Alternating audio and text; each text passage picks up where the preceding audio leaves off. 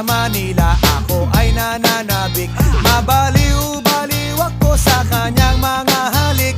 Okay lang di maiwasan na mamiss paminsan-minsan, pero pag kami nakita aking panggigigilan, di ko siya titigilan when she comes. Di ko siya titigilan when she comes. Di ko siya titigilan, di ko siya titigilan, di ko siya titigilan when she comes. Kay ganda ng aming samahan at walang nanlalamig, mas pa sa mag-asawa ang aming dinamic.